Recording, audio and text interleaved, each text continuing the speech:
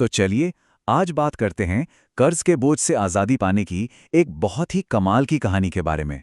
ये रामू की कहानी है। एक ऐसी कहानी जो शायद हम में से कई लोगों को अपनी सी लगे। आइए उसकी इस यात्रा को समझते हैं। तो कहानी शुरू होती है रामू की इस एक आवाज से। उसकी गहरी बेबसी को दिखाती ये आवाज।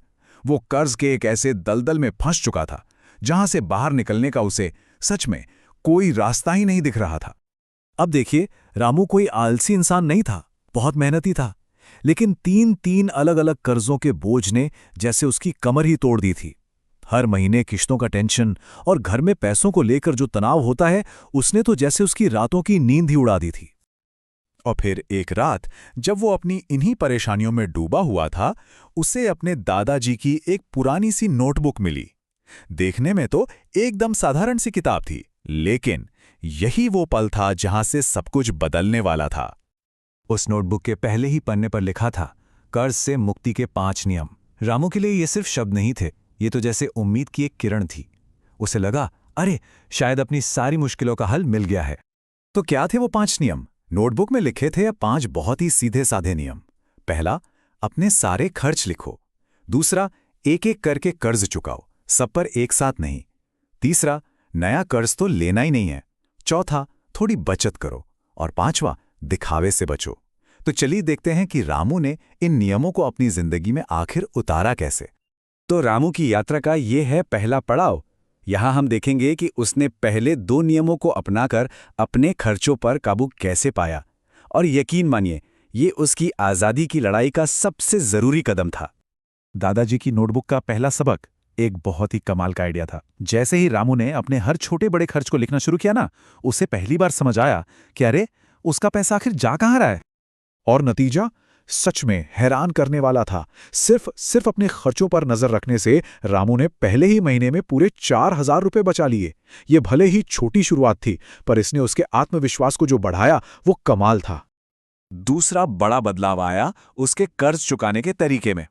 देखिए, पहले वो क्या करता था, सभी कर्जों की किश्तें थोड़ी थोड़ी भर देता था, जिससे कोई भी कर्ज कभी खत्म ही नहीं हो रहा था। लेकिन अब दादाजी के नियम के हिसाब से उसने अपनी पूरी ताकत और जो एक्स्ट्रा बचत थी, वो सबसे छोटे वाले कर्ज को खत्म करने में लगा दी। और पता है क्या, ये तरीका काम कर गया। सिर्फ 2 महीनों के अंदर उसका पहला कर्ज पूरी तरह खत्म। ये सिर्फ पैसों की जीत नहीं थी, ये तो मन की जीत थी। उसे पहली बार लगा कि हाँ, वो इस जाल से बाहर निकल सकता है। चलिए अब आगे बढ़ते हैं अगले नियमों पे जो बचत और अनुशासन के बारे में है। क्योंकि देखो, कर्ज चुकाना तो एक बात है, लेकिन दोबारा उस जाल में ना फंसना वो भी उतना ही जरूरी है। ये था रामू का खुद से किया गया एक पक्का वादा। नियम नंबर 3, उसने ठान लिया कि चाहे कुछ भी हो जाए, अब वो नया कर्ज नहीं लेगा। हालत ये थी कि जरूरत पड़ने पर उसने पार्ट टाइम काम भी शुरू कर दिया, लेकिन किसी से 1 रुपए उधार नहीं मांगा। इसके बाद आया नियम नंबर 4, बचत की आदत। रामू ने अपनी कमाई का 10% हिस्सा बचत के लिए अलग रखना शुरू कर दिया।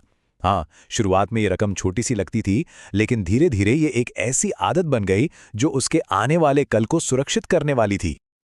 और अब दादाजी का आखिरी और शायद सबसे गहरा नियम।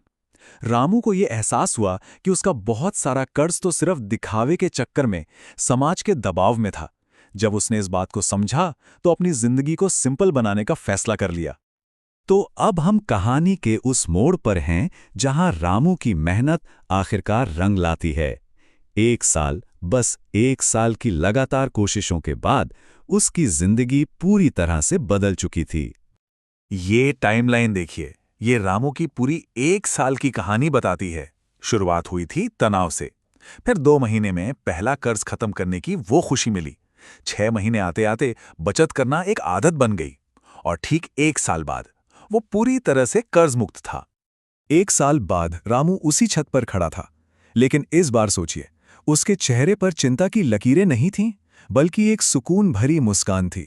उसने पैसे को कंट्रोल करना सीख लिया था, और इसी चीज ने उसे सच्ची आजादी दी थी। तो रामू की इस पूरी कहानी से सीखने वाले 5 नियम कौन से हैं? चलिए फटाफट याद करते हैं। अपने खर्च लिखिए, एक एक करके कर्ज खत्म करिए, नया उधार बिल्कुल मत लीजिए, अपनी कमाई का 10% बचाइए, और हाँ, कभी भी दिखावे के लिए कर्ज मत लीजिए। रामू की कहानी हमें ये सिखाती है कि सही प्लानिंग और अनुशासन हो तो किसी भी बड़ी से बड़ी आर्थिक मुश्किल से बाहर निकाला जा सकता है।